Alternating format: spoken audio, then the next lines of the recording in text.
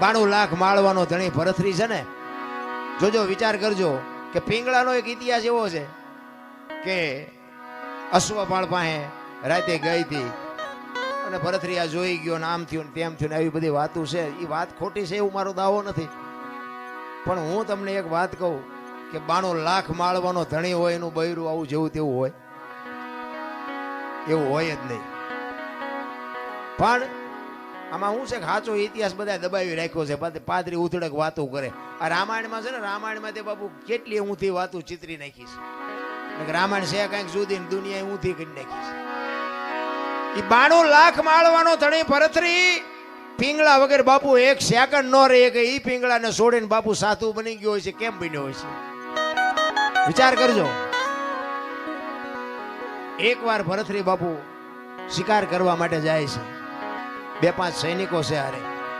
એ શિકાર કરીને વળ્યા ને ત્યારે એક ગામની બાજુમાંથી નીકળ્યા અને એમાં કોઈક ભાઈ ગુજરી ગયેલો ને શમશાન યાત્રા નીકળી. એ શમશાન યાત્રા જાતી હતી ને, વાંહે એક બેન માથા પસાડતી જાતી, વાળ તોડતી જાતી. એટલે ભરથરીને એમ થયું, એના સૈનિકોને પૂછે છે કે આ શમશાનમાં બેન બૈરા કોઈ દી ન જાય, પણ આ બેન કેમ હાલી જાય છે? વાંહે એનો આ ગુજરી ગયો એનો ભાઈ છે, એનો ઘરવાળો હશે, એનો દીકરો હશે, શું હશે? એ કે આપણે આ પાકું કરવું છે. એ શમશાન હતું ને ત્યાંથી આમ આગા ઘોડા ઉભા રાખીને જોવે છે કે શું થાય છે. એ લાકડા બાકડા ગોઠવીને ભાઈને ગોઠવી દીધો અને બેન બધાને કગરે છે કે મને જવા દો, હવે મારું 17 વયું ગયું, મારે આ દુનિયામાં જીવીને હવે શું કામ છે?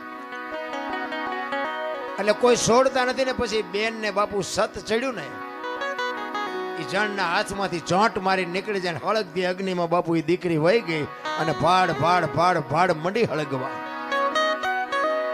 એ દીકરી હળગતી હતી પણ ભરથરી ઘોડા ઉપર બેઠો બેઠો પાણાની મૂર્તિ જેવો થઈ ગયો કે આહા, જીવતા જીવ આ દીકરી હળગી ગઈ. આ કેટલો પ્રેમ હશે. ને એક ભાઈને પૂછ્યું કે આ ગુજરી ગયું કોણ હતું? એ કે બેન જે હળગી ગયા ને એના ઘરવાળા હતા. ભરથરીને વિચાર થાય કે આહા, પતિ પત્નીનો કેટલો પ્રેમ, જીવતા પોતાનું દેહનું બલિદાન કરવું, આ કેવડી મોટી વાત. એને બાપુ ક્યાંય હક નથી. ભરથરીને ઘરે આવ્યો, ઘરે આવીને બાપુ આમ સોફા ઉપર બેહી, હિંડોળા ઉપર બેહી અને વિચાર કરે છે.